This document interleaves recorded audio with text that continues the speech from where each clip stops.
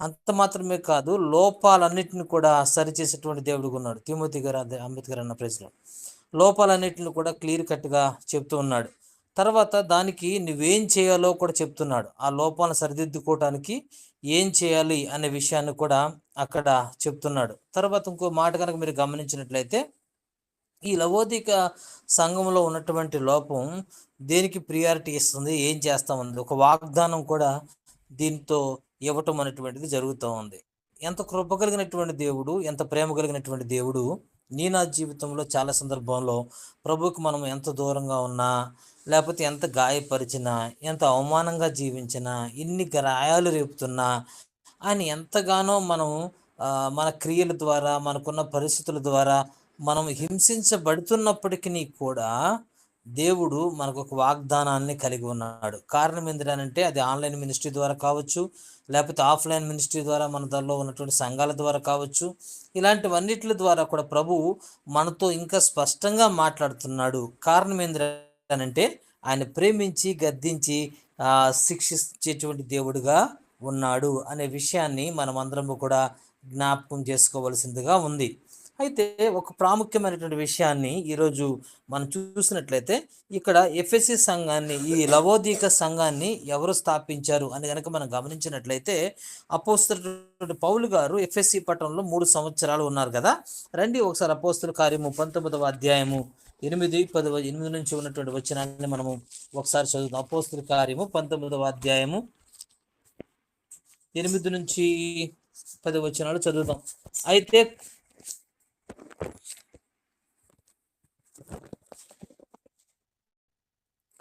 తరువాత అతడు సమాజ మందిరంలోకి వెళ్ళి ప్రసంగించు, దేవుని రాజ్యం గురించి తర్కించు, ఒప్పించు, ధైర్యముగా మాట్లాడుచు 3 నెలలు గడిపెను. అయితే కొందరు కఠినపరచబడిన వారే ఒప్పుకొనక జనసమూహం ఎదుట ఈ మార్గమును దూషించుచున్నందున అతడు వారిని విడిచి శిష్యులను ప్రత్యేకపరుచుకొని ప్రతిదినము తురున్ను అను ఒకని పాఠశాలలో తర్కించుచూ వచ్చాను. రెండేండ్ల వరకు ఇలాగున జరిగిన కనుక యూదులేమి, గ్రీకు దేశం, ఆసియా కాపురం ఉన్న వారందరూ ప్రభు యొక్క వాక్యమును వినిరి అని దేవుని వాక్యం ఇక్కడ స్పష్టంగా చెప్తా ఉంది. సో దేవుని యొక్క వాక్యం మనతో మాట్లాడేటువంటి స్పష్టంగా ఏంటంటే, దాదాపుగా అపోస్తలుడైన పౌలు గారు ఈ పరిచయలో కొనసాగారు. అదే రీతిగా అపోస్తల కార్యము 20వ అధ్యాయం 31వ వచనం చూద్దాం. కావున నేను 3 సంవత్సరములు రాత్రింబవళ్ళు కన్నీళ్లు విడుచుచు ప్రతి మనుషునికి మానక బుద్ధి చెప్పుతునని మీరు జ్ఞాపకం చేసుకొని మెలకువగా ఉండుడి. అపోస్తలుడైన పౌలు గారు ఈ ఎఫెసీ పట్టణంలో ఆయన ఉన్నటువంటి పరిస్థితుల్ని ఇక్కడ మనము చూస్తూ ఉన్నాం. అయితే ఈ సంఘము ఎవరి ద్వారా కూడా వచ్చింది అనే గనక మనం గమనించినట్లయితే ఎఫెఫ్రా ద్వారా వచ్చిందని కొంతమంది భావిస్తూ ఉంటారు. అపోస్తలుడైన పౌలు కొలస్సీలకు రాసిన పత్రికలో ఒక్కసారి చూద్దాం. అపోస్తలుడైన పౌలు కొలస్సీ మనలో ఏదో ఏలుబడి చేస్తుంది, దేవుని వాక్యాన్ని మనం వినట్లేదు, దేవుని సన్నిధికి రావట్లేదు, దేవుని మాటలు వినేటువంటి వారుగా లేము అంటే గుర్తు పెట్టుకోవాల్సింది ఏంటంటే, వీఆర్ అండర్ సిన్. నేను చెప్తున్నాను, అండర్ సిన్, పాపము కింద ఉన్నాం. కారణం ఏంటంటే, సత్క్రియ చేయట్లేదు కాబట్టి తలెత్తుకునే పరిస్థితి లేదు. పాపం చేస్తున్నాం కాబట్టి తల ఉంచబడినటువంటి పరిస్థితి. కానీ ఈ దినాల్లో ఇవి నేను కూడా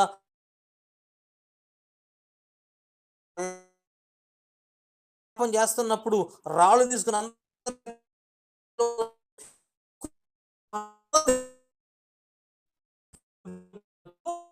అప్పుడు అంటున్న మాట, అమ్మా నిన్నెవరు శిక్షించలేదా అన్నాడు. కారణం ఏంటంటే, యేసుక్రీస్తు వారి దగ్గరికి వచ్చినప్పుడు అందరు నిందారోపణ చేస్తున్నారు. చిన్నలు మొదలుకొని పెద్దల వరకు వెళ్ళిపోయారు రాళ్ళు వేయకుండా. కారణం ఏంటంటే, వాళ్ళు సత్క్రియ చేస్తున్నాం అనుకుంటున్నాం, కానీ మీలో పాపము లేని వాడు ఎవడైతే ఉన్నాడో మొట్టమొదటిగా వాడు రాయేయండిరా అన్నప్పుడు చిన్నలు మొదలుకొని పెద్దవాళ్ళ వరకు వాళ్ళు వేయటానికి తీసుకొచ్చిన రాయి అక్కడ విడిచిపెట్టి వెళ్ళిపోయాడు. దేవుని వాక్యం సెలవిస్తున్న మాట, అమ్మా మరి ఎక్కువ అప్పటి వరకు తన జీవితంలో ఎప్పుడు వినని పిలుపు, వ్యభిచారం చేసిన ఆ స్త్రీ వసే ఏంటే అని భయంకరంగా సమాజంలో విలువలేనటువంటి ఆ వ్యక్తి, ఒక పతితగా ఉన్నటువంటి ఆమెను ఈరోజు వచ్చేసరికి ఆమె ఉన్నటువంటి పేరు ఏంటంటే, ఆమె అమ్మా అని పిలుపు. కడుపు రగిలిపోయింది, గుండె పగిలిపోయింది. యేసు తన పాప హృదయం ఒక దెబ్బకి బ్రద్దలైపోయింది. దగ్గరికి తన క్రియలు ఒప్పుకుంది. అయ్యా అంది. అందుకోసం యేసుక్రీస్తు వారి దగ్గరికి వెళ్ళినప్పుడు, సీమోని ఇంటికి వెళ్ళినప్పుడు అక్కడ ఉన్నటువంటి పరిస్థితుల్లో జరిగినటువంటి కార్యం ఏందిరానంటే, ఆ అత్తరు జటామాంస అత్తరు తీసుకొచ్చి ఆయన పాదాల దగ్గర పోసింది. కన్నీళ్లతో తన పాదాలు కడిగింది కుర్రులతో. ఏదైతే ఘనముగా ఉందో, స్త్రీకి ఘనముగా ఉందో దాన్ని పెట్టి తుడుస్తూ తన జీవితం అంతా, అయ్యా ఒకప్పుడు నా పరిస్థితి నీ పాదాల దగ్గర పెట్టుకున్నట్టు ఉండటే గొప్ప కృపను నాకు ఇచ్చావు అని చెప్పినప్పుడు కూడా వినలేదు. నిజంగా కయ్యూను హేబెలు ఎంత అదృష్టవంతులో, ఎంత ధన్యులని చెప్పాలో. దేవుడు వాళ్ళతో ఇంటరాక్ట్ చేస్తున్నారు. ఆల్రెడీ వాళ్ళ అమ్మ నాన్నలు పాపం చేశారు. యెహోవా దయ వలన ఒక మనుషును సంపాదించుకున్న కయ్యూనని పెట్టింది, ప్రప్రథమంగా పుట్టినటువంటి కుమారుడు. ఆ విధంగా ఉన్నటువంటి ఈ వ్యక్తి అప్పుడు కూడా సత్క్రియ, తన క్రియలు చెడ్డగా ఉన్నాయి. దేవునికి ఇవ్వాల్సిన విషయంలో ఇవ్వటం మానేశాడు, అర్పించవలసిన విషయంలో అర్పించడం మానేశాడు. ఇద్దరు మనుషులు వారసులు వాళ్ళే. ఈ వారసులుగా ఉన్నటువంటి వీరు ఈరోజు వచ్చేసరికల్లా తల తలెత్తుకునేటువంటి పరిస్థితులు లేకుండా పోయారు. తలెత్తుకునే పరిస్థితులు లేకుండా పోయారు. ఇటువంటి పరిస్థితులు ఉన్నప్పుడు తమ క్రియలు చెడ్డమైనవి. సత్క్రియలు చేసేటువంటి వారుగా లేను, కానీ ఈ దినాల్లో దుష్ట క్రియలు చేసేటువంటి వారుగా ఉన్నాం మన జీవితాల్లో. దేవుని వాక్యం లవోదిక సంఘంతో చెప్తున్నమాట, నీ క్రియలను నేను బాగుగా ఎరుగుదును, నీ క్రియలు బాగుగా ఎరుగుదును. నువ్వేం చేస్తున్నావో, నీ పరిస్థితి ఏంటో, నీ ఆలోచనలు ఏంటో, ఎటువంటి ఘోరమైన హృదయం కలిగి ఉన్నావో, ఎటువంటి భయంకరమైన పరిస్థితులు కలిగి ఉన్నావో, ఎటువంటి ఇబ్బందికరమైనటువంటి పరిస్థితులు కలిగి ఉన్నావో, ఇవన్నీ కూడా నేను చాలా బాగా తెలుసు. నువ్వు జరిగేటువంటి పరిస్థితులు అనేటువంటి కూడా నాకు చాలా బాగా తెలుసు, నాకు చాలా బాగా తెలుసు అని దేవుని వాక్యం సెలవిస్తూ ఉంది. చాలా సందర్భాల్లో మన క్రియలను బట్టి దేవునికి ఎంతగానో ఆయాసపరిచేటువంటి వారుగా మనం ఉంటా ఉన్నాం. ఆయాసపరిచేటువంటి వారుగా ఉన్నాం. దేవుని దేవుని ఎంతగానో మనం ఆయాసపరిచేటువంటి వారుగా ఉంటా ఉన్నాం. దేవుని ఎంత మనం దుఃఖపరిచేటువంటి వారుగా ఉన్నాం. దేవుని మనం వచ్చేసరికి మన క్రియలను బట్టి, క్రియలు లేనప్పుడు ఎవడైనా తనకు విశ్వాసము కలగదని చెప్పి అయితే ఏం ప్రయోజనం? దయ్యాలు కూడా వణుకుతూ ఉన్నాయి. అలాగే గెరాసేను ప్రాంతంలో దయ్యాలు పెట్టిన వాడి దగ్గరికి యేసుక్రీస్తు వారు వచ్చినప్పుడు అవి వణికి, అయ్యా మా సమయం ఇంక రాలేదు, అబ్బా కుమారుడా అంటూ ఉన్నాయి. అంటూ ఉన్నాయి. ఏంటి ప్రయోజనం? ఆడికి తెలుసు పట్టి పీడిస్తున్నాయి, కానీ దేవుడు కుమారుడు రాగానే వచ్చేసి సాష్టంగా పడిపోతున్నాయి. మమ్మల్ని సంపద మా సమయంకి రాలేదుగా అంటా ఉన్నాయి. చాలా సందర్భాల్లో మనం కూడా అంతే. మనం ముస్లింలు విశ్వాసం అని చెప్పుకుంటూ ఉన్నాం, దేవుని బిడ్డలని చెప్తూ ఉంటూ ఉన్నాం. నీ నా జీవితంలో ఎందుకు ఆత్మీయ క్రియలు మన జీవితాల్లో ఉండట్లేదు? ఒక విశ్వాసగతమైనటువంటి క్రియలు ఎందుకు మన జీవితాల్లో ఉండట్లేదు? క్రియలు లేనప్పుడు వాక్యం సెలవిస్తుంది, ఏం ప్రయోజనం? దయ్యాలు కూడా వణుకుతాయి కదా.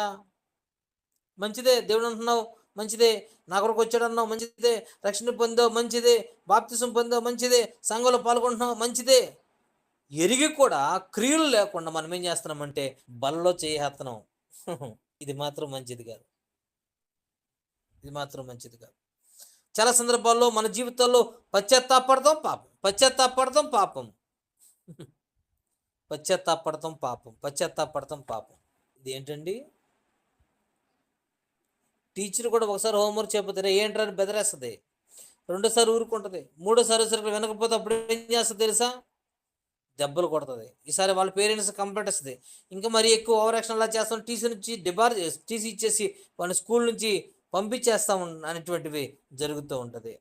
ఈ మాటలు ఒకటి చెప్పనివ్వండి, మన జీవితంలో క్రైస్తవుడు క్రియలు అనేటువంటిది, ఒక విశ్వాసికి క్రియలు చాలా ప్రాముఖ్యమైనవి. ఎందుకు మరి క్రియలు సరిగ్గా ఉండట్లేదు?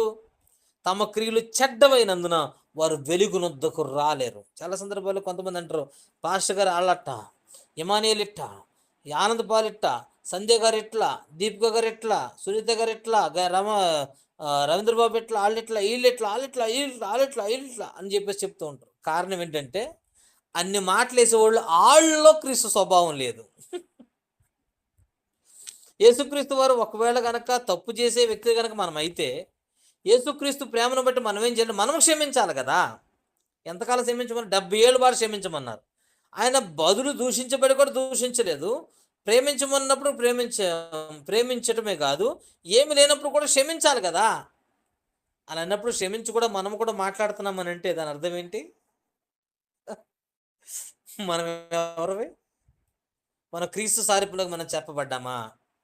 అపోస్తలుడైన పౌలు గారి క్రియలు స్పష్టంగా కనపడతాయి.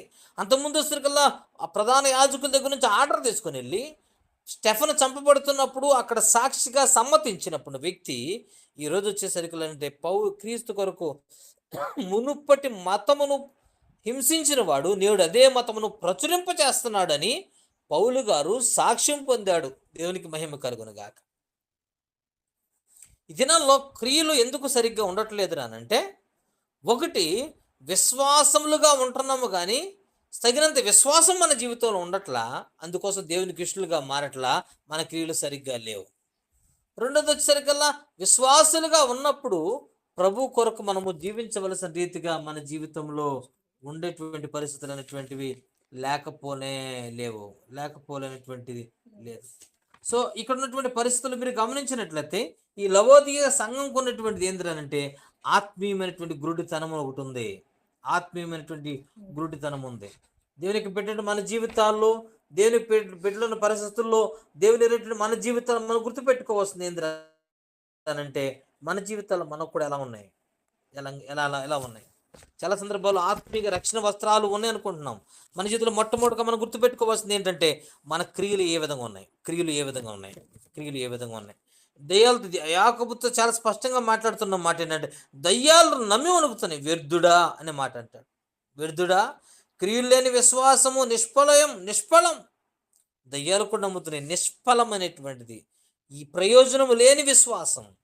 మన క్రియలు కనుక సరిగ్గా లేకపోతే అందుకోసమే మన క్రియలు మనం చాలా జాగ్రత్తగా ఉండాలి. మనం చేసే క్రియలను బట్టి నువ్వు దేవునికి బిడ్డవా లేదా అనేటువంటి విషయం మనకు చాలా స్పష్టంగా మనకు అర్థమవుతూ ఉంది. అయితే దేవుని యొక్క మహాకృప, దేవునికి ఉన్నటువంటి మన ఎడల అనుకున్నటువంటి అత్యున్నతమైన ప్రేమ నిన్ను నన్ను ప్రేమిస్తున్నాడు గనక, నీ పట్ల నా పట్ల జాలి చూపుతున్నాడు గనక, నీ పట్ల నా పట్ల ఆయన కృప చూపుతున్నాడు గనక ప్రభు మన పట్ల చేస్తున్నటువంటి కారణం ఏంద్రనంటే ఆయన ఇక్కడ వచ్చేసరికల్లా వ్యాపార కేంద్రం, వాటర్ మంచిగా వస్తూ ఉన్నాయి.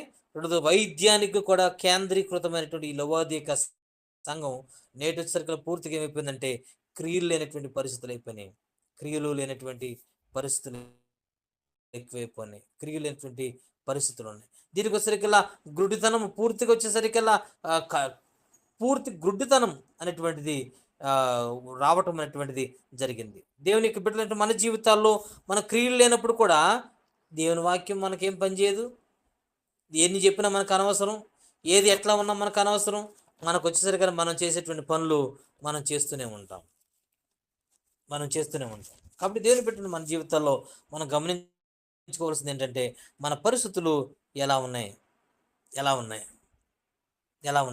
మనం దేవునికి ఇష్టమైనటువంటి వ్యక్తులుగా మనం బ్రతుకుతున్నామా లేదా, ఆయనకి అయిష్టకరమైనటువంటి జీవితాలు ఇంకా మన జీవితాల్లో ఏవైతే ఉన్నాయో వాటన్నిటిని కూడా ప్రభు సన్నిధిలో మనం విడిచిపెట్టవలసినటువంటి వారముగా నీవు నేను కూడా ఉన్నాము అనే విషయాన్ని మనం ఖచ్చితంగా గుర్తుపెట్టుకోవాలి. చాలా సందర్భాలు దేవుని వాక్యం సెలవిస్తుంది. మత్తయి సువార్త 6వ అధ్యాయంలో దేవుని వాక్యం సెలవిస్తుంది 22-23లో, నేను మీతో చెప్పినదేమనగా తన సహోదరుని మీద కోపడు ప్రతివాడు విమర్శకులోనగును, తన సహోదరుని చూచి వ్యర్థుడు అని చెప్పుకునేవాడు మహాసభకులోనగును, ద్రోహి అని చెప్పువాడు నరకాగ్నికిలోనగును. కావున నీవు బలిపీఠం వద్ద విరోధమేమైనను కలదని అక్కడ నీ జ్ఞాపకం వచ్చినలా అక్కడ బలిపీఠం ఎదుట నీ అర్పణ విడిచిపెట్టి మొదటి వెళ్ళి నీ సహోదరునితో సమాధాన పడమట, తర్వాత వచ్చి నీ అర్పణ అర్పించుము. దేవుని వాక్యం సెలవిస్తుంది, మన సహోదరు మీద కోప్పడితే విమర్శ, మన సహోదరుని చూసి వ్యర్థుడు అని చెప్తే మహాసభకు, ద్రోహి అంటే నరకాగ్నికి, ఇలా వెళుతున్నామని కూడా దేవుని వాక్యం సెలవిస్తుంది కదా. అయితే చాలా సందర్భాల్లో దేవుని పెట్టినట్టు మన జీవితాల్లో ఎంతవరకు మన క్రియలు చూసినప్పుడు ఎంతమంది కోపం విషయం కానివ్వండి, ఎంతమంది దేవుని మీద ఇతరులను విమర్శ చేసేటువంటి విషయం కానివ్వండి, తర్వాత వచ్చేసరికల్లా వ్యర్థులు మీరు మీ బతికింతే అని దూషించడం కానీ ఎన్ని సందర్భాల్లో మనకుందో ఒక్కసారి మన జీవితాన్ని మనము పరీక్షించుకోవాల్సినటువంటి వారుగా మనం ఉన్నాం. ప్రియ సహోదరి సహోదరుడా, మన జీవితంలో దేవుడు చాలా స్పష్టంగా మాట్లాడుతున్న మాట, మనం ఏ విధంగా ఉన్నాం. ఏ విధంగా మనం ఉన్నాం అనే విషయాన్ని మనం చాలా జాగ్రత్తగా పరిశీలించుకోవాలి. రెండవ విషయాన్ని నేను ఇప్పుడు చెప్తున్నాను. మొదటిగా క్రియలు, రెండవ విషయం. రెండవ సరుకులు, నీవు చల్లగానే వెచ్చగానే లేవు, నులివెచ్చగా ఉన్నావు, నులివెచ్చగా ఉన్నావు. అంటే ఏంటంటే నులివెచ్చని స్థితిలో ఉన్నప్పుడు మనకి ఏమీ అర్థం కాదు. నులివెచ్చని స్థితిలో ఉన్నప్పుడు కారణం ఏంటంటే మనం ఎప్పుడు కూడా ఎదుటి వ్యక్తుల మీద ఎప్పుడు తప్పు చేస్తాము రానంటే, ఒకటి మనలో ఉన్నటువంటి లోపాలను బట్టి ఎదుటి వ్యక్తుల్ని మనం సహించలేం. మనలో ఉన్నటువంటి బలహీనతలను బట్టి ఎదుటి వ్యక్తులు సహించలేం. చాలా సందర్భాల్లో అలా అని చెప్పేసి ఎదట తప్పు చేసే వ్యక్తుల్ని మనం సహించడం అని కాదు నా ఉద్దేశం. మనం పర్ఫెక్ట్గా ఉన్నామా లేదనేటువంటి విషయం మన మనస్సాక్షి ఖచ్చితంగా తెలుసు. వాక్యం దగ్గరికి వచ్చినప్పుడు ఖచ్చితంగా మనం పట్టబడతాము, హెచ్చరిక చేయబడతాము. ఖచ్చితంగా మనమేంటో మనకు ఖచ్చితంగా అర్థమవుతుంది. అయినప్పటికీ కూడా కొంతమంది ఒప్పుకుంటే ఏమవుతుందో తెలుసా? ఎబ్బే ఏమద్దులే, ఒప్పుకుంటే కష్టం, కామ్గా వెళ్ళిపోతాం.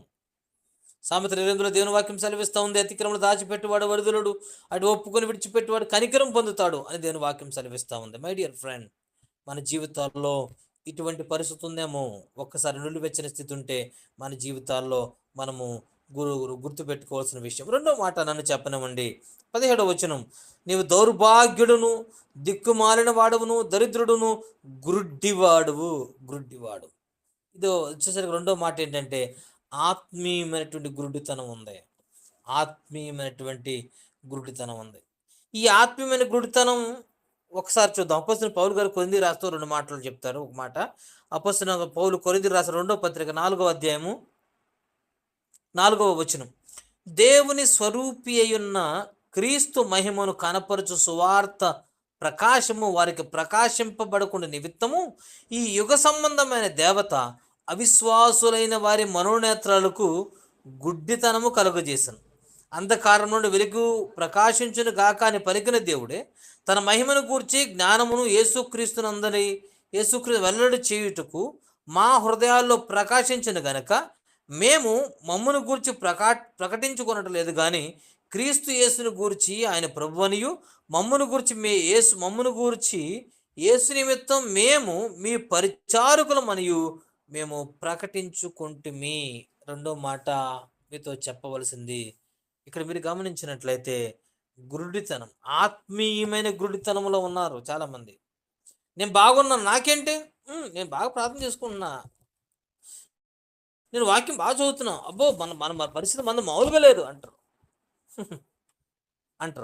కానీ ఒక మాట నన్ను చెప్పనివ్వండి.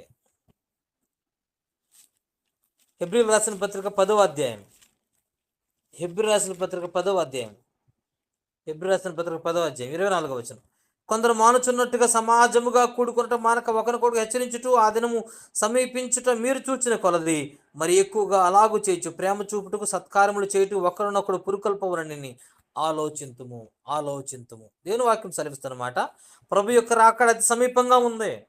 ఆల్రెడీ ఒకప్పుడు దేవుడు మహాకృప చేత కొరింథీ 4:4లో చెప్పిన రీతిగా సువార్త అపవాదిగాడు వేసినటువంటి మనోనేతలు మనం వెలిగించబడి సువార్త ప్రకాశము ద్వారా మనం కూడా యేసుక్రీస్తుని అంగీకరించి ఆయన బిడ్డలుగా మనం చేర్చి మనం బ్రతుకుతున్నాము. యుగ సంబంధమైన దేవత అవిశ్వాసమైనటువంటి వారిలో చాలా గుడితనం కలగజేసింది. అయితే దేవుని బిడ్డలుగా ఎరిగినటువంటి నీ నా జీవితంలో యేసుక్రీస్తుని ఎరిగినటువంటి మనము చాలా సందర్భాల్లో దేవుని సన్నిధి మానేస్తూ ఉన్నాం. చాలా సందర్భాల్లో దేవుని వాక్యం మనతో మాట్లాడుతున్నప్పుడు సరి చేసుకుంటాం. ఈ దినంలో ఎవరు పర్ఫెక్ట్ వ్యక్తి, ఏ సేవకుడు పర్ఫెక్టు, ఏ విశ్వాసి పర్ఫెక్టు, ఈ వ్యక్తి కరెక్ట్గా ఉన్నాడని ప్రపంచంలో ఒక్క సేవకుని చూపించండి.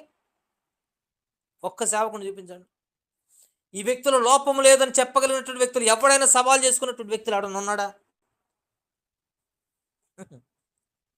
గలతీ రాసిన పత్రిక 5వ అధ్యాయం 19, 20, 21 వచనాల్లో కానివ్వండి, కొరింథీ రాసిన పత్రిక 7వ అధ్యాయంలో మీరు గమనించినట్లయితే చివరి వచనంలో కానీ మీరు వెళ్ళినట్లయితే కనుక అక్కడ శరీర కార్య లోపం ఉన్నటువంటి పరిస్థితులు చాలా ఉన్నప్పుడు, అలాంటప్పుడు నీ కంటిలో దూలం పెట్టుకుని ఎదుటి వ్యక్తితో నువ్వు అసలు నలుసుని ఎలా తీస్తావు? How it is possible? ఒకప్పుడు ఈ దినాల్లో దేవుడు పెట్టినటువంటి గొప్ప పని, దేవుని పని సజావుగా సాగుతూ ఉన్నప్పుడు అపవాదిగాడితో ఎప్పుడైతే మనం ప్రార్థన జీవితంలో సహవాసంలో కూడుకొనటం మానేశామో అప్పుడు చేసేటువంటి పని ఏంటో తెలుసా? దేవునికి దూరం చేసేస్తుంది. ఆ ఐక్యత లేకుండా చేసేస్తుంది. దేవుని వాక్యం సమాజంగా కూడుకోవటం మానేస్తుంది. అపోస్తుల కార్యం 2 అధ్యాయం 42 వీరు అపోస్తుల బోధ సహవాసం ప్రార్థన రొట్టె విరుచుటి యందు చాలా సందర్భాల్లో నాకు తెలిసి చాలా కుటుంబాలు ప్రార్థనలకు వెళ్లకుండా వ్యక్తులు చాలా మంది ఉన్నారు. మందిరానికి వెళ్లకుండా ఇంట్లో కూర్చొని వ్యక్తులు ఉన్నారు. ఆదివారం అయితే కొన్ని సంవత్సరాలు చేతులు వేసిన వ్యక్తులు కూడా చాలా మంది ఉన్నారు. మనం దేవుని పని చేయడానికి తగుదుమా? దేవుని పని చేయడానికి తగుదుమా? దేవుని పని చేయడానికి తగుదుమా? ఫెలోషిప్ లేదు, సంఘము లేదు, సహవాసము లేదు. అలా ఉన్నప్పుడు నీవు ఏ వాక్యము చేత ఎలా సరిచేయబడతావు? నువ్వు వెలుగునొద్దకు రాకపోతే నీ క్రియల సంగతి ఏంటి? నీ ఆత్మీయ జీవితం ఎలా తెలిసిద్ది నీకు? దీనికి ఇది చెప్తున్న మా పరిస్థితి ఏంటో తెలుసా? లవోదిక సంఘం చెప్తున్న మాట ఏంటో తెలుసా? అబ్బా, నేనేం కాదు, నేను సరికల్ని దౌర్భాగ్యుడుని, దిక్కుమాలిన వాడువు, దరిద్రుడు అని దేవుడు చెప్తుంటే మనోళ్ళు కవరింగ్ ఎలా ఉందో తెలుసా? నేను ధనవంతుణ్ణి, బాగా డబ్బు ఉంది. ఈ లవోదిక సంఘంలో ఉన్న పరిస్థితి ఏంటో తెలుసా? అనేక మంది విశ్వాసులు ధనవంతులట. చరిత్ర చెప్తున్న మాట, నేను చెప్పే మాట కాదు. లవోదిక సంఘంలో అనేక మంది విశ్వాసులు ధనవంతులంట, అహంకారులు. దేవుని వాక్యం సెలవిస్తూ ఉంది, కృప ఎవడికిస్తాడు రానంటే అహంకారుల్ని తీసేసి దీనులకు దేవుడు కృప అనుగ్రహిస్తాడు. అహంకారులకు తీసివేసి దేవుడు ఎవరికి కృప ఇస్తాడు అనంటే దీనులకు కృప అనుగ్రహించబడుతుంది. దేవుని నామానికి మహిమ కలుగును గాక. దేవుని నామానికి మహిమ కలుగును గాక. దేవునికి బిడ్డలైన మన జీవితాల్లో దేవుని యొక్క వాక్యం చెప్తున్న, స్పష్టంగా చెప్తున్న మాట, మనం వచ్చరికి ఈ లవోదిక క్రియలు చెడ్డగా ఉన్నాయి. ఈ సత్క్రియలు చేస్తే తలెత్తుకుంటాం, కానీ సత్క్రియలు చేయకపోతే ప్రతి సందర్భాల్లో నిందలేస్తాం. ఈరోజు మీరు ఏ సంఘంలో మీరు గమనించండి, కరెక్ట్గా ప్రభు సన్నిధుల నుంచి నేను మాట్లాడుతున్నాను. ఏ ఏ ఒక వ్యక్తి అయినా కానీ కారణాలు చెప్పి ఒక సేవకుడిని కానీ సంఘాన్ని కానీ దూషిస్తున్నాడంటే 100కి 1,00,000% ఆ వ్యక్తిలో తప్పు ఉంది, తప్పు ఉండిద్ది గ్యారంటీగా. కారణం ఏంటంటే ఒక సేవకులుగా అనేక ప్రాంతాలు చూసినటువంటి వ్యక్తులకు చెప్తున్న మాట, వాళ్ళలో ఖచ్చితంగా లోపం ఉండి తీరిద్ది అంతే.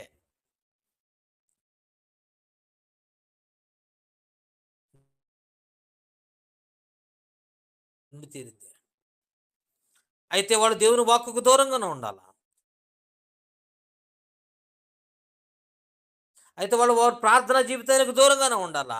దేవుని వాక్యం సెలవిస్తుంది, యోహాను సువార్త 17వ అధ్యాయము, వాక్యము యందు విశ్వాసం ఉంచిన వారందరూ కూడా ఏకమై ఉండాలని నేను కోరుతున్నాను అని చెప్పినప్పుడు యేసుక్రీస్తు వారు అదే కదా చేసింది.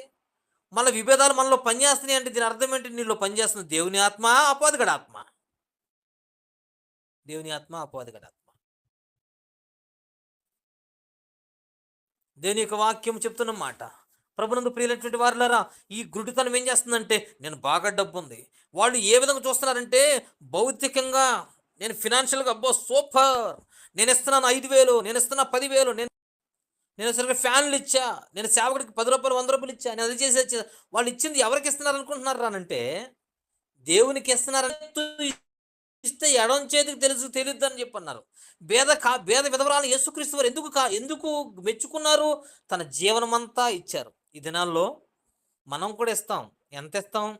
ఉన్నట్లో లీస్ట్ తీసేస్తాం. పిల్లలకు కూడా చాలా కష్టంగా ఇస్తాం, చాలా కష్టంగా ఇస్తాం. పిల్లలకి ఇవ్వటం నేర్పం. పిల్లలకి ఈ విషయంలో కూడా చాలా సందర్భాలు నేర్పం. ప్రభు కొరకు అక్కడున్న అవసరతను ప్రేరేపణ బట్టి నేను చెప్పగలను. నాకు తెలిసిన ఒక సేవకుడు ఉన్నాడు. ఆల్రెడీ ఆ సేవకుడు చాలా అవసరం. కానీ వాళ్ళ సంఘంలో ఒక అక్క చనిపోయింది. చనిపోయినప్పుడు ఆయనకి 5,000 వచ్చినాయి. 5,000 వచ్చినప్పుడు అసలు ఈయన పరిస్థితే బాగోలేదు. బాగోపోతే ఈ సేవకుడు చేసిన పని ఏంటి తెలుసా? ఆ 5,000 తీసుకెళ్ళి అలాగే ఇచ్చాడు. నేను తిట్టిపోసాను ఆ సేవకుడిని, నీకెందుకయ్యా బాధ?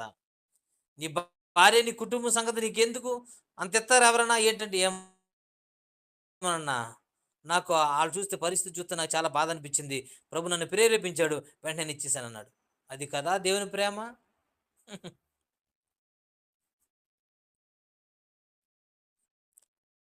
ఒకవేళ ఆది సంఘంలో ఉన్నటువంటి పరిస్థితులు కనుక మన జీవితాల్లో ఉంటే అసలు మనం సరిగ్గా భక్తి చేస్తామా? ఏమి లేకపోతేనే కొంచెం ఎక్కడో కొట్టారంటేనే మనకు వణికిపోతుంది ఇక్కడ. ఏదో జరుగుతుందంటేనే భయపడిపోతాం. కానీ ఆది సంఘం తరమబడుతూ ఇది నేను అపోస్తలుల కార్యం 8వ అధ్యాయంలో ఉన్నప్పుడు వాళ్ళు తరమబడుతూ కూడా సువార్త ప్రకటించడం మానలేదు. అనేక మంది సంఘంలోకి చేర్చబడ్డారు. దేవుని నామానికి మహిమ కలుగును. వారు స్థిరచర ఆస్తులు తీసుకొచ్చి అపోస్తుల యొక్క పాదాల దగ్గర తీసుకొచ్చి పెట్టేశారు అంతే. తీసుకొచ్చి పెట్టారు. తీసుకొచ్చి పెట్టారు. ఉందా దమ్ము? ప్రభు కొరకు కరిగిపోవటానికి, ప్రభు కొరకు నేను ఏమైనా చేస్తాననేటువంటి దమ్ము మన జీవితాల్లో ఉందా? ఎబ్బే, మన జీవితాల్లో అటువంటి పరిస్థితులు. కానీ అయినా నేను క్రైస్తవుడినే, అయినా నేను క్రైస్తవుడినే.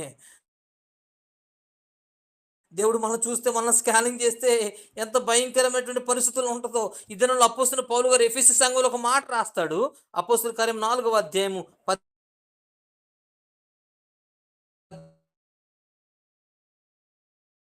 18వ వచనంలో దేవుని వాక్యం సెలవిస్తుంది.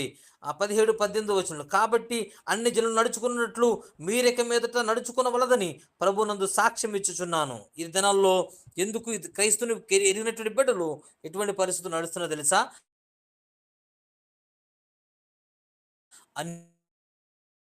అన్యజనుల వలె నడుస్తున్నారు. అన్ని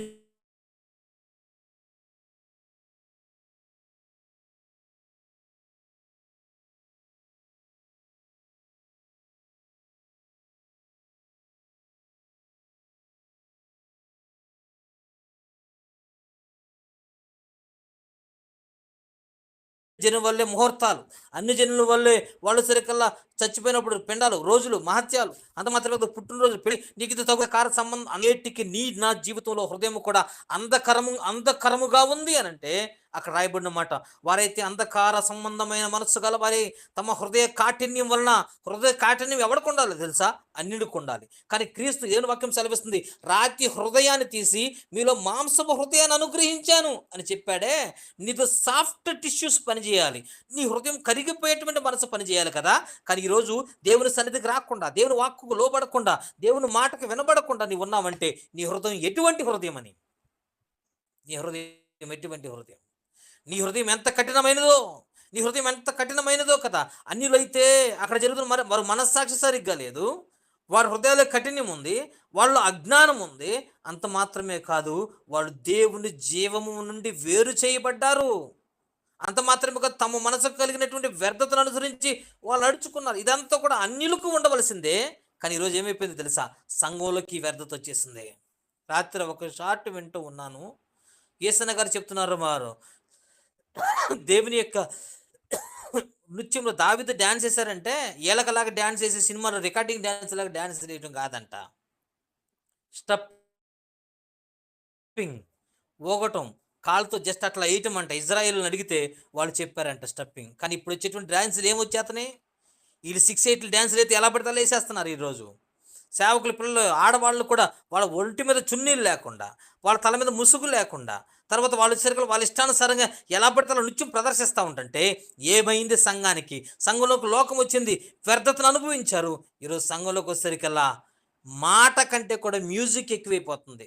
ఓ మ్యూజిక్ డింటికి డింటి డింటికి డింటి దిగ్గు దిగ్గు దిగ్గు అంట తప్ప ఇంతవరకు పాడితే హృదయాలు కరిగిపోయాయి. నడిపించునానవ కావచ్చు, లేకపోతే కొన్ని సువార్త పాట పిఏ స్వామి గారు ఆశ్చర్యమైన ప్రేమ, కలువరిలోని ప్రేమ,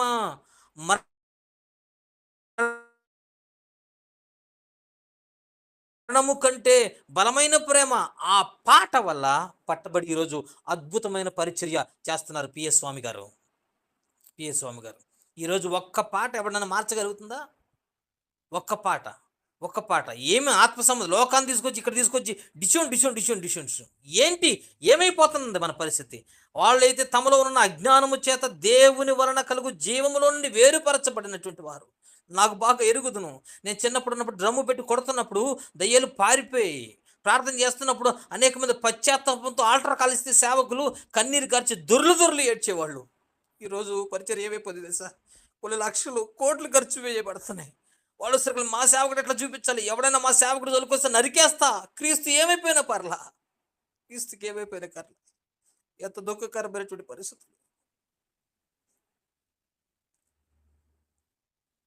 వారు సిగ్గులేని వారై ఉండి నానా విధమైన అపవిత్రకు అత్యాశతో జరిగించుటకు తమ్ము తామే కాముకత్వమునకు అప్పగించుకొనరి.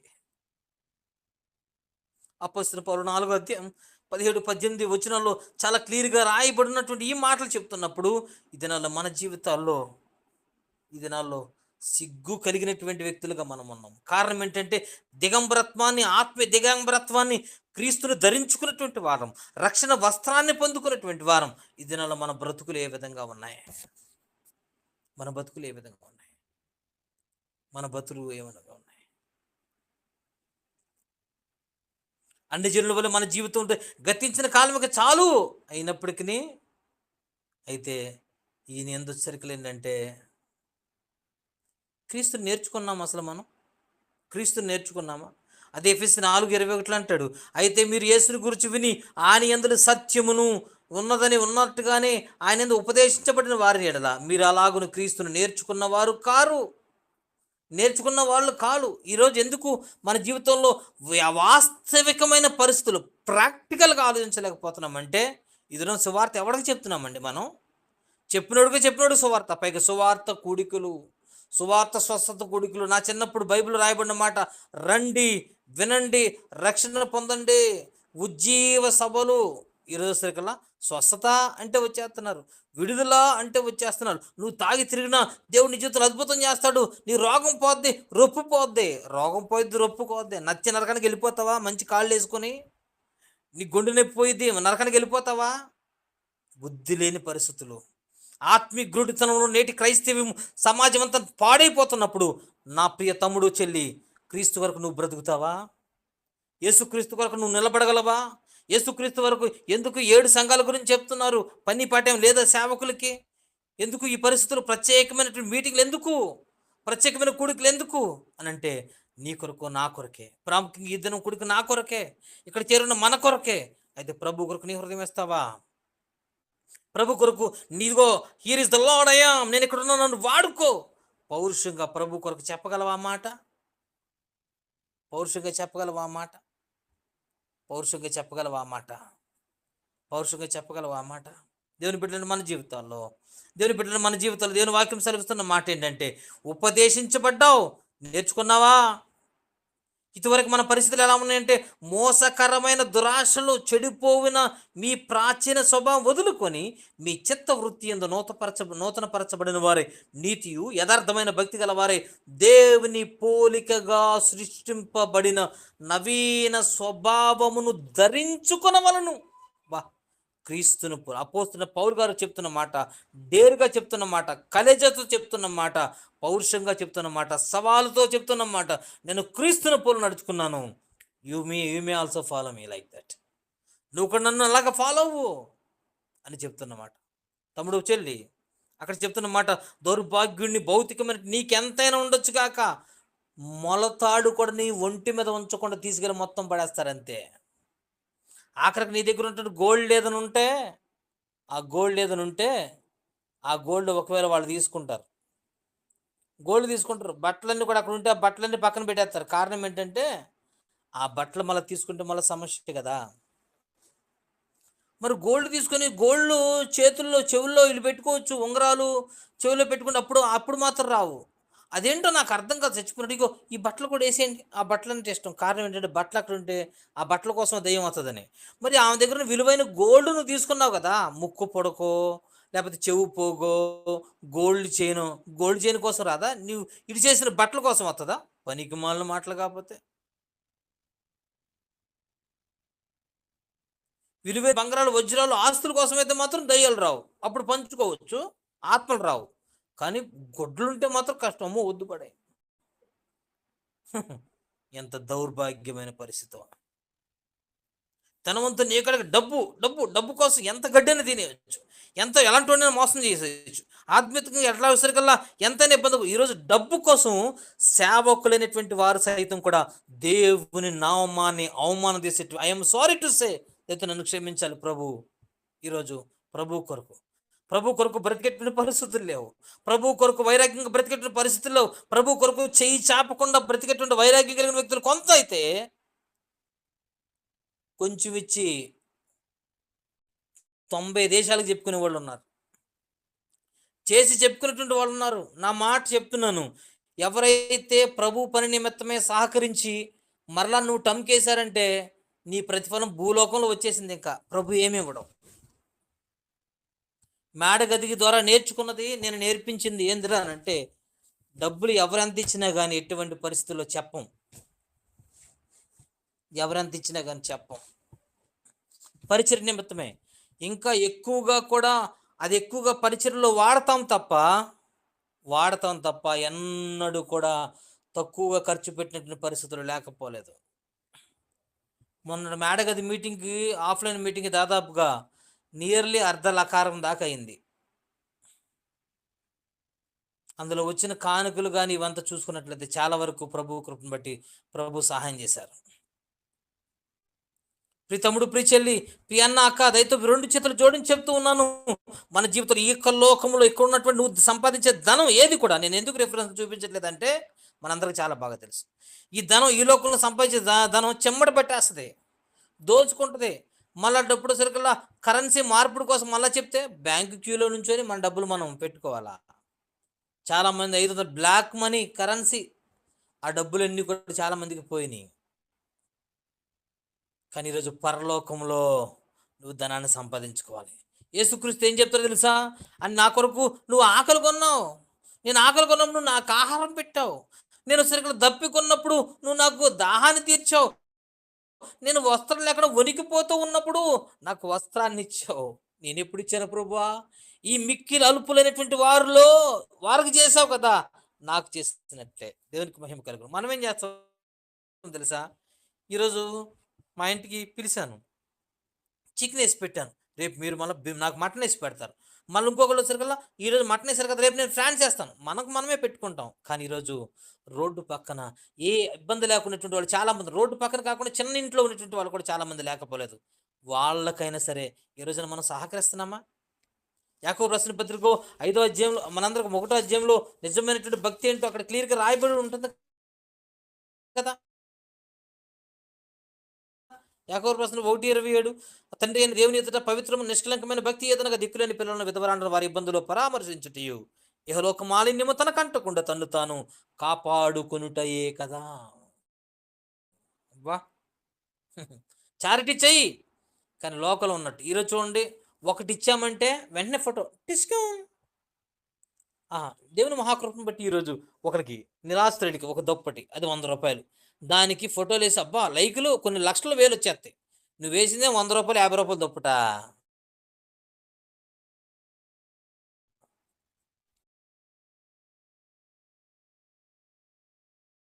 ఎందుకు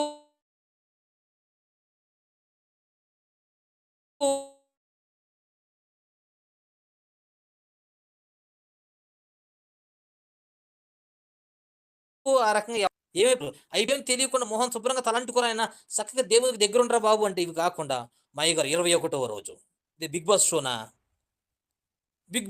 ఇది 21 రాత్రి 10 గంటలకు ఇదా? ఒక ఆయన ఉన్నాడు, ఆయన వచ్చేసరికల్లా ఊరు చెప్పలే, ఆనందపాలెం అన్న ఊరు దగ్గరలో. ఆయన 40 రోజులు గెలిపాడు. మా కర్మకాలు మేము వచ్చేటప్పుడు భద్రాచలం వరదలు వస్తే మేమందరం తీసుకుని వెళ్ళాం. తీసుకెళ్ళిపోతే అయ్యగారు లోపల ఉంటారంట, ఎవరు కనపడరంట. ఆ రోజు ఎంతో మా దృష్టం బాగుండి ఆ రోజు కొంచెం అలా బయటకు వచ్చి అలా కనపడి వెళ్ళిపోతున్నారంట. ఇలా బయటకు రాగానే సంఘస్థులు అయ్యో అయ్యో అయ్యో అయ్యో ఆయన ఏదో యుద్ధానికి వెళ్ళిపోతుంటారు, కార్గిల్ యుద్ధానికి లాగా. మోషే ఏ రోజున అట్లా ఓవర్ యాక్షన్ చేశాడా? మోషే పైనుంచి దిగి వస్తున్నప్పుడు ఆయన ముఖం వచ్చిన తర్వాత దేవునితో గడిపినప్పుడు ఆయన ముఖం వర్చస్సు చూసి అయ్యో మేము చూస్తే చచ్చిపోతాం, ఇంకా మేము ఇక్కడ చూడలేం, నువ్వు వెళ్ళి మీ అన్నతో చెప్పుకో, సత్య ఆయనే చచ్చిపోతాడు, ఆయన వచ్చి మాకు చెప్తాడు అన్నారు. 40 రోజులు కాదు కదా, 400 రోజులు వచ్చిన అయ్యగారి బతుకులో మార్పు లేదు. ఈయన కూడా ఈ విశ్వాసాలు కూడా అలాంటి వాళ్ళు. అయ్యా అయ్యా 40 రోజులు మా బయటకు గొప్ప కృతజ్ఞత కూడిక మా అయ్యగారు బాగా చేశారు.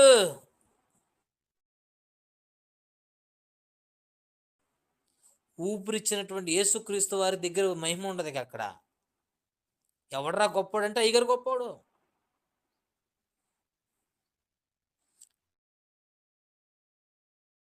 తలకాయ ఉండి భక్తి చేస్తున్నారా? తలకి ఉండి భక్తి చేస్తున్నాం మనం అసలు?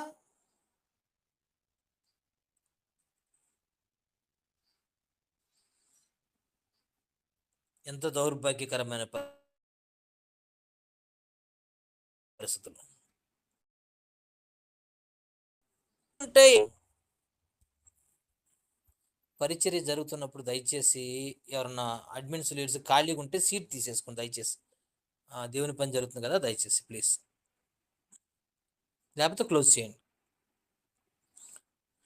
దేవుని బిడ్డలు మన జీవితాల్లో ఈ యొక్క ఉన్నటువంటి పరిస్థితుల్లో ఆత్మీయంగా ఉన్నటువంటి పరిస్థితులు లేకుండా గురుడితనం కలగజేసుకుంటూ, ఎంతో ఇబ్బందికరమైన పరిస్థితులు కలగజేసుకుంటూ, దేవునికి ఆయాసకరంగా బ్రతికట్టు బతుకు జీవిస్తూ నేను బాగానే ఉన్నా, నాకేంటి, ఐఎమ్ సో హ్యాపీ, నేను చాలా ప్రార్థన పరుని, మంచిగా ఉన్నాను.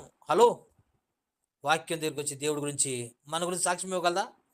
దానియేలు గురించి 3 సార్లు, దానియేలు నీవు బహుప్రియుడవు, నువ్వు బహుప్రియుడవు, నువ్వు చేసే ప్రార్థన వినపడింది అని ఏ రోజైనా సమాధానం మనం పొందుకోగలుగుతున్నామా? లేకపోతే మనం ఈ విషయాల్లో చాలా జాగ్రత్తగా ఉండాలి. దిగంబరులుగా ఉన్నప్పుడు దేవుని వాక్యం సెలవిస్తున్న మాట, మన దిగంబరత్వం ఉంటే దేవుడు చాలా దుఃఖపడతాడు. నిన్ను బట్టి నన్ను బట్టి దేవుడు ఎంతో దుఃఖించేటువంటి వాడుగా ఉంటాడు. దేవుడు నిన్ను బట్టి నన్ను బట్టి ఎంతో వేదన చెందేటువంటి వాడుగా ఉంటాడు. దేవుడు నిన్ను బట్టి నన్ను బట్టి ఎంతో ఆయన గాయపరిచేటువంటి పరిస్థితుల్లో ఉంటాడు. అయితే ప్రభు చెప్తున్న మాట, మన జీవితాలు ఎటువంటి పరిస్థితులు ఉన్నారు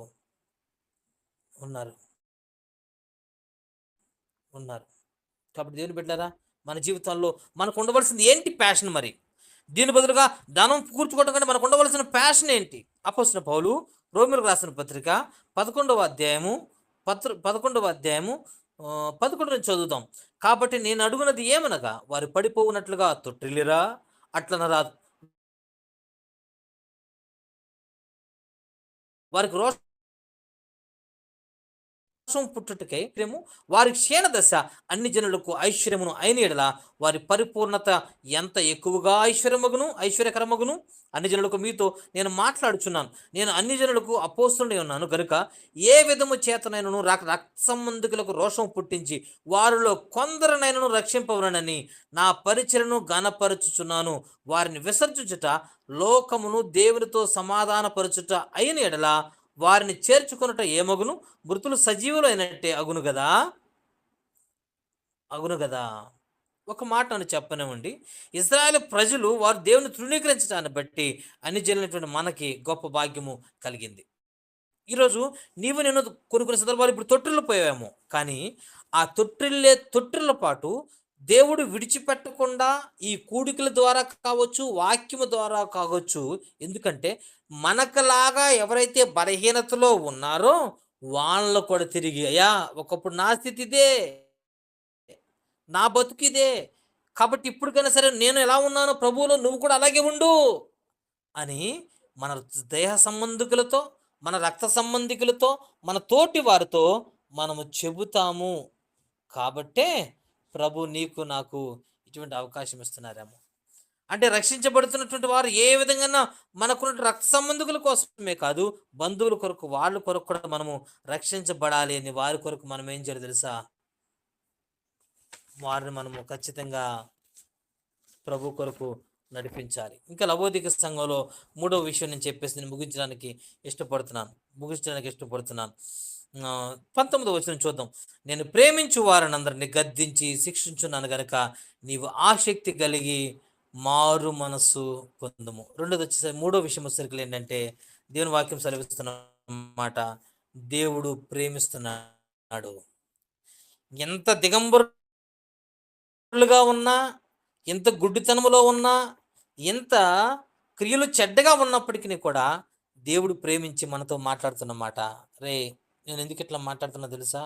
నేను సరి చేయటానికి.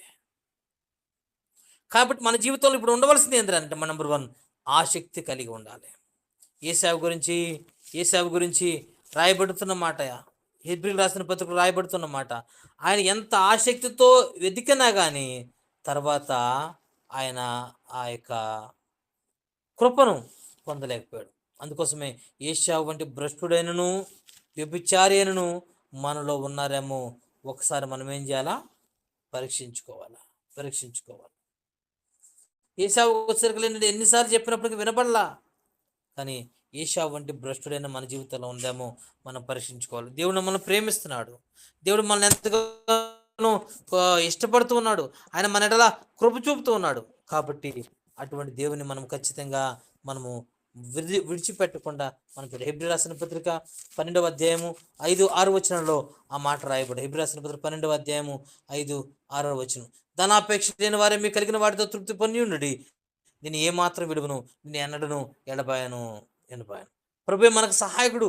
దేవుడు చెప్తున్న మాట ఏంటంటే, నిన్ను నన్ను ఎన్నడూ కూడా విడిచిపెట్టేటువంటి వాడు కాదు. సామెతల గ్రంథం 3వ అధ్యాయం 11వ వచనంలో కూడా ఒక చక్కటి మాట ఉంటుంది. సామెతల గ్రంథం 3వ అధ్యాయం 11వ వచనంలో కూడా ఒక చక్కని మాట రాయబడి ఉంటుంది. సామెతల గ్రంథం 3వ అధ్యాయము 11వ వచనంలో కూడా చక్కటి మాట రాయబడి ఉంటుంది. నా కుమారుడా, యెహోవా శిక్షను తృణీకరించవద్దు, ఆయన గద్దింపునకు విసుగవద్దు. తండ్రి తనకిష్టమైన కుమారుని గద్దించు రీతిగా యెహోవా తాను ప్రేమించిన వారిని గద్దించును. మై డియర్ ఫ్రెండ్, దేవుడు ఎందుకు మన క్రియలను బట్టి కానివ్వండి, మనకున్నటువంటి స్థితిని బట్టి కానివ్వండి, మన లోపాలను బట్టి ఎందుకు గద్దిస్తున్నాడో తెలుసా? ఆయన శిక్షను తృణీకరించొద్దు. ఆయన మాట్లాడే మాటలు నువ్వు ఎప్పుడు పెడచెవని పెట్టొద్దు. కారణం ఏంద్రనంటే ఆయన ప్రేమిస్తున్నాడు. ఆయన ప్రేమిస్తున్నాడు కాబట్టి నిన్నేం చేస్తున్నాడు తెలుసా? జ్ఞానాన్ని తను ప్రేమిస్తున్నాడు గనక నువ్వు జ్ఞానం కలిగి ఉండాలా. ఆయన ప్రేమిస్తున్నాడు గనక నువ్వు సరికల్లా జ్ఞానం కలిగిన వ్యక్తిగా ప్రవర్తించాలా. అదేమినటువంటి వ్యక్తిగా ఉండాలా. నీలో నాలో ఉన్న లోపాలు సరిచేయడానికి ఆయన ఇష్టపడుతున్నాడు. కాబట్టి ఇప్పుడు ఈ లవోదిక సంఘంలో ఇంకొక లక్షణం ఏంటంటే 20వ వచనంలో దేవుణ్ణి తోసేసింది బయటికి. ఏం చేసింది? దేవుణ్ణి దీన్ని అలా కొడుతూ చేస్తారంటే అంటాడు, నీలో నాలో పరిశుద్ధాత్ముడు ఉంటాడు. ఇక్కడికి వచ్చాం. దేవుడు మనతో సూటిగా స్పష్టంగా మాట్లాడేటువంటి మాట ఏంటంటే, నా బిడ్డ నేను ఈ 6 రోజులు నీతో మాట్లాడా, చివరి రోజు కూడా నేను నీతో మాట్లాడడానికి ఇష్టపడుతున్నా. ఏంది? నా మాట వింటావా? నీ హృదయం నాకు ఇస్తావా అంటున్నమాట. అంత మాత్రమే కదా, ఆయనకు వాగ్దానం ఇస్తున్నమాట. నేను జయించి నా తండ్రితో కూడా ఆయన సింహాసనం ముందు కూర్చున్న ప్రకారం జయించువని నాతో కూడా నా సింహాసనం కూర్చుండి. ఆయనకు ఒక ఛాంబర్ ఉంది. దేవుని దగ్గర ఒక ఛాంబర్ ఉంది. ఆ ఛాంబర్లో నిన్ను నన్ను కూడా అక్కడ పెట్టడానికి ఇష్టపడుతున్నాడు. ఇప్పటి వరకు దేవునితో నెట్టి వేసావు నీ నా జీవితంలో మన క్రియలను బట్టి. ఆయన మరల తిరిగి నా దగ్గరికి ఆయన మరలా పిలుస్తూ ఉన్నాడు. ఆయన దగ్గరికి మరలా పిలుస్తూ ఉన్నాడు.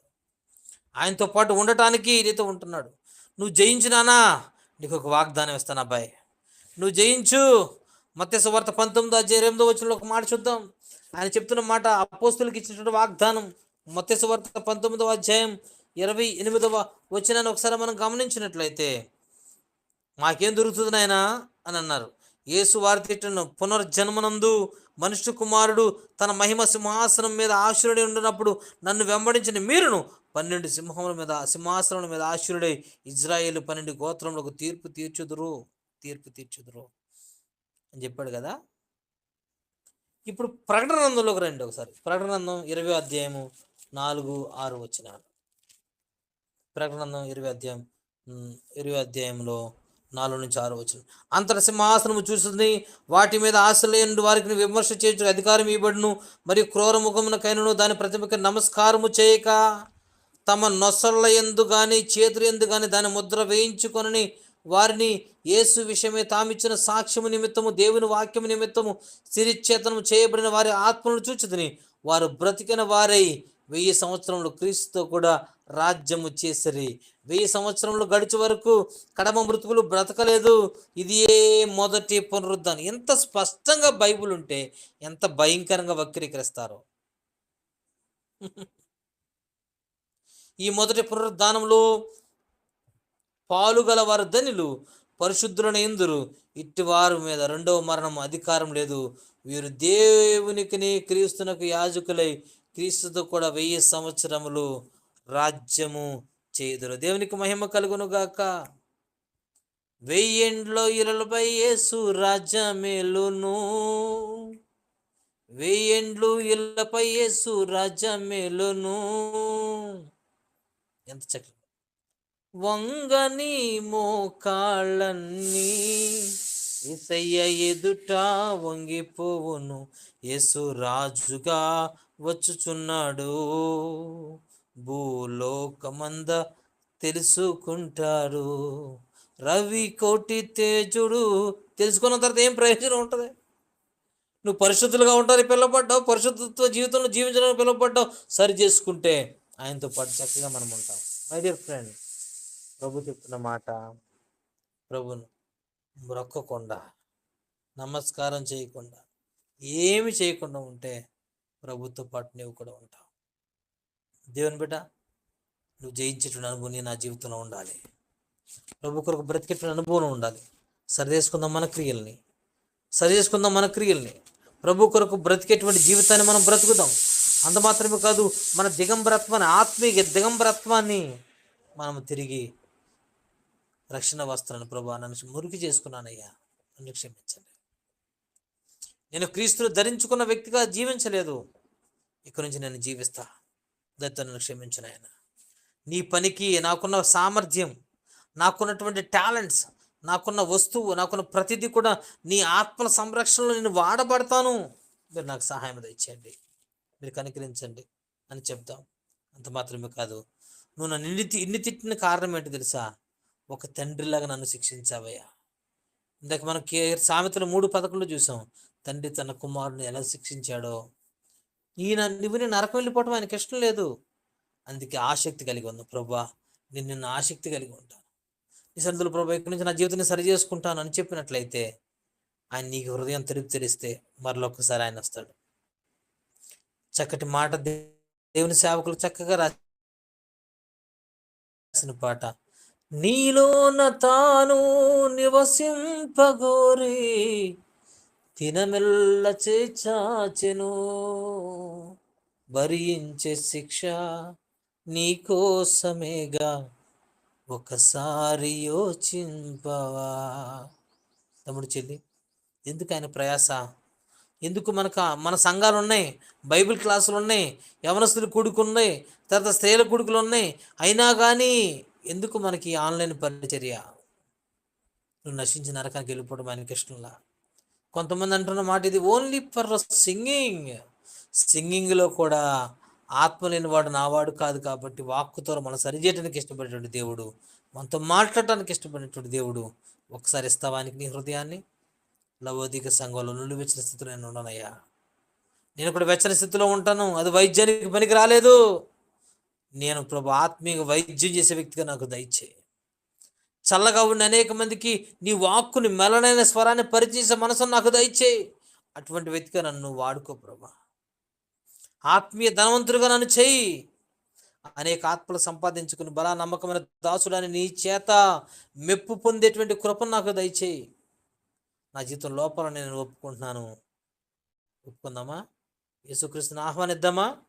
ఆయన ఇచ్చేటువంటి గొప్ప దీవెన మనం పొందుకుందాం.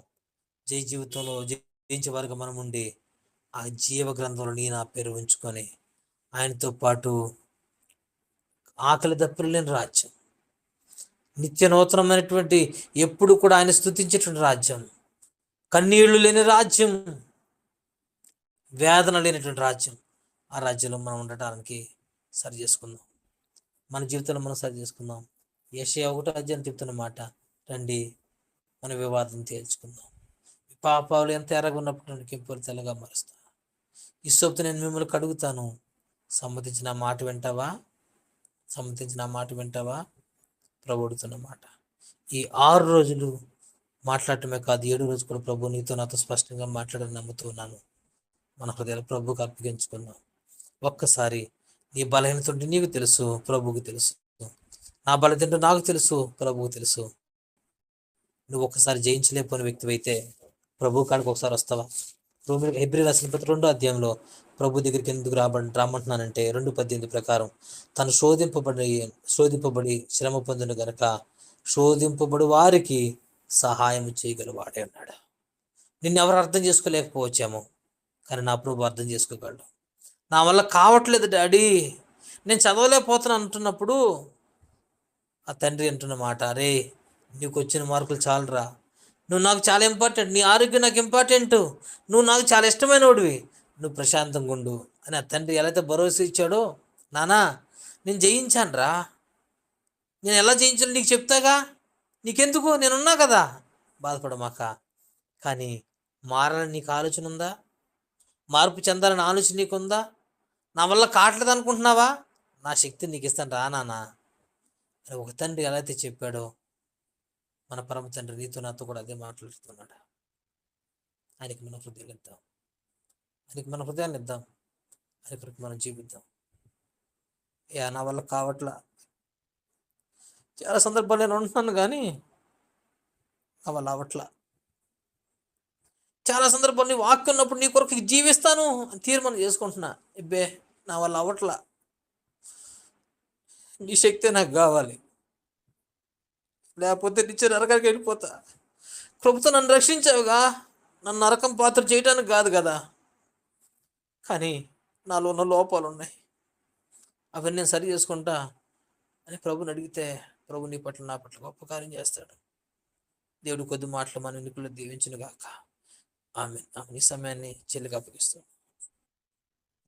చల్లగనైనా వెచ్చగను ఉండిన నీకది మేలగును, నులివేచ్చని స్థితి నీకుండినా బయటకు ఉమ్మివేయబడుదువేమో. నీ మనస్సు మార్చుకో, తొలి ప్రేమ కూర్చుకో, ఆసక్తితో రక్షణ పొందుమా, ఆసక్తితో రక్షణ పొందుమా. ఓ సంఘమా సర్వంగమా, పరలోక రాజ్యపు ప్రతిబింబమా, మెస్సయ్యను ఎదుర్కొనగా నీతినలంకరించి సిద్ధపడుమా. ఓ సంఘమా వినుమా. హల్లెలూయా. దేవుని నామమునకు మహిమ కలుగును గాక. నిజంగా ఈ 7 రోజులు కూడా పరిశుద్ధాత్మ దేవుడు మనతో తెల్లంగా మాట్లాడారు. ఈ దినము లవోదికీయ సంఘం కావచ్చు, నిన్న మొన్న ఏఫెసు కానీ, స్ముర్న, పెర్గమ, తుయితర, సార్దీసు, ఫిలదెల్ఫియా, ఈ సంఘాలన్నిటి పట్ల దేవుని యొక్క ఉద్దేశం, దేవదాసులు చెప్పారు కదా, జయించాలి, జయిస్తే కానీ తండ్రి కుడి పార్శ్వంలో మనం కూర్చోలేం. యేసుక్రీస్తు ప్రభువారు ఆల్రెడీ జయించి చూపించారు. మరి ఆనాడు కట్టబడిన ఈ సంఘాలన్నీ కూడా, అంతటి సంఘాలు కట్టబడడానికి గల కారణం ఎంతోమంది త్యాగపూరితమైనటువంటి జీవితాలు, ఎంతోమంది ఎంతో కష్టపడి ఆ సంఘాలను కడితే వారు మొదట ఉన్న స్థితిని మర్చిపోయి తర్వాత వాళ్ళ ఇష్టానుసారంగా జీవించిన జీవితాన్ని మరి దేవుడు ఎంత మాత్రం కూడా ఇష్టపడకుండా, మరలా తిరిగి ఏమాత్రం కూడా విడిచిపెట్టకుండా మరలా తిరిగి ఆ సంఘాలన్నీ కూడా దేవుని వైపు తిరగాలని, సంఘాలన్నిటిని కూడా దేవుడు హెచ్చరిస్తూ ఉన్నట్లుగా ఈ దినము కూడా పరిశుద్ధాత్మ దేవుడు కొన్ని హెచ్చరికలను, అంటే ఇవి ఏదో సోప్ పూసే లేదంటే మసాజ్ చేసేటటువంటి మాటలు కాదు, కానీ కొన్ని హెచ్చరికలను దైవజనుల ద్వారా దేవుడు మన ముందుకు తీసుకొని వచ్చాడు. నులివెచ్చని స్థితి ఉండకూడదు, నిజమే, ఉంటే వెచ్చగానైనా ఉండాలి, లేదంటే చల్లగానైనా ఉండాలి. నులివెచ్చని స్థితి మనలో ఉంటే బయటకు ఉమ్మి వేస్తానని చాలా క్లియర్గా ఏమాత్రము కూడా మొహమాటం లేకుండా దేవుడు సెలవిస్తూ ఉన్నాడు. అలాగే దైవజనుల ద్వారా ఇంకొక చక్కని మాటను దేవుడు తెలియపరిచాడు.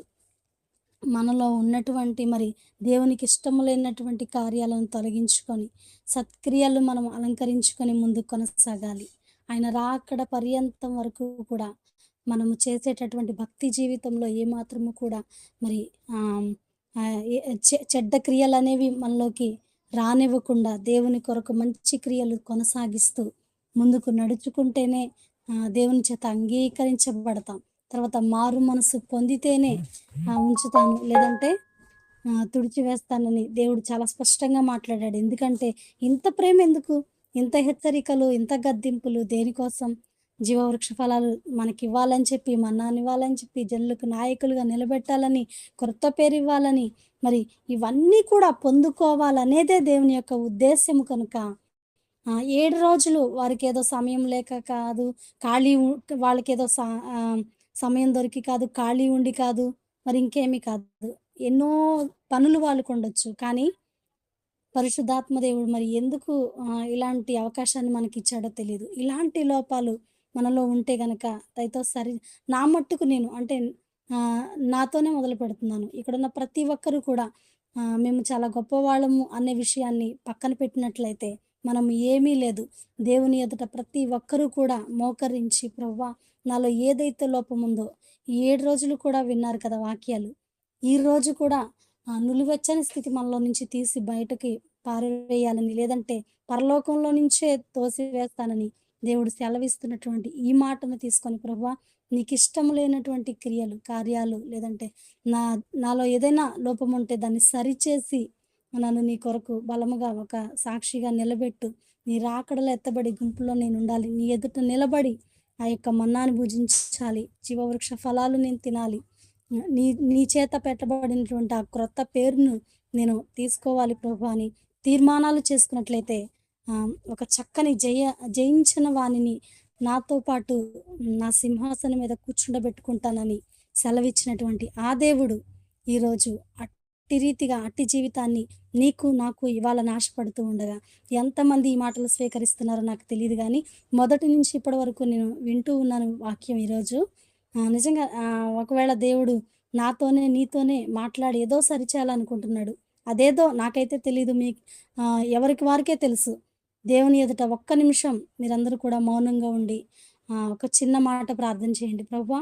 నా జీవితంలో ఏదైతే సరిచేయబడవలసి ఉన్నదో ఈ సంఘంలో ఈ 7 రోజులు చెప్పబడినటువంటి ఈ సంఘాలలో ఉన్నటువంటి లోపాలు ఏవైనా నాలో ఉన్నాయేమో దయతో సరిచేసి నా సంఘంలో కానీ, లేదంటే నా జీవితంలో, లేదంటే నా కుటుంబంలో ఇలాంటి లోపాలుంటే దయచేసి సరిచేసి నీ ఎదుట నిష్కళంకురాలిగా నిలబడాలని నేను ఆశపడుతూ ఉన్నాను. అట్టి స్థితిలోనికి నన్ను నడిపించు ప్రభువా అని దయతో ప్రార్థన చేయవలసిందిగా మనవి చేస్తూ ఉన్నాను. నేను చిన్న ప్రార్థన చేస్తాను. హల్లెలూయా! స్తోత్రం, స్తోత్రం, స్తోత్రము నాయన, స్తోత్రము తండ్రి. మహాపరిశుద్ధుడా, మహాగణుడా నీకు వందనాలు ప్రభువా, నీకు వందనాలు. ఈ యొక్క మధ్యాహ్న కాల సమయంలో మీ దాసులు ప్రభా పాస్టర్ ఇమ్మానుయేల్ గారిని నిలబెట్టుకొని మీరు మాతో మాట్లాడిన విధానం బట్టి మీకు స్తోత్రాలు చెల్లిస్తున్నాను. నిజమే నాయన, ఇక తండ్రి ఒక కుమారుని గద్దించిన రీతిగా ప్రభువా మీరు మమ్మల్ని గద్దించారు, హెచ్చరించారు ప్రభువా, నీకు స్తోత్రాలు. మేము ఏదో కరెక్ట్గా ఉన్నాము, సరిగ్గా ఉన్నాము అనుకుంటున్నాము కానీ ప్రభువా ఏదో ఎక్కడో లోపం మీరు ప్రతి దానిని కూడా తేట తెల్లంగా చూసేటటువంటి దేవుడవు కనుక నాయన మాలో ఏ స్థితి అయితే నాయన నీకు ఇష్టం లేనటువంటి ఆ స్థితిలో మేము ఉన్నామో దాన్ని సరిచేయమని ప్రార్థిస్తున్నాను. మీకు ఇష్టమైనటువంటి క్రియలను మేము చేయాలి. మా క్రియలన్నిటినీ కూడా మీరు ఎరిగి ఉన్నారని ప్రభువా యేసయ్య దైవజనుడి ద్వారా మీరు మాట్లాడారు. నిజమే ప్రభు, మా క్రియలను మీరు మెచ్చే విధముగా అయ్యా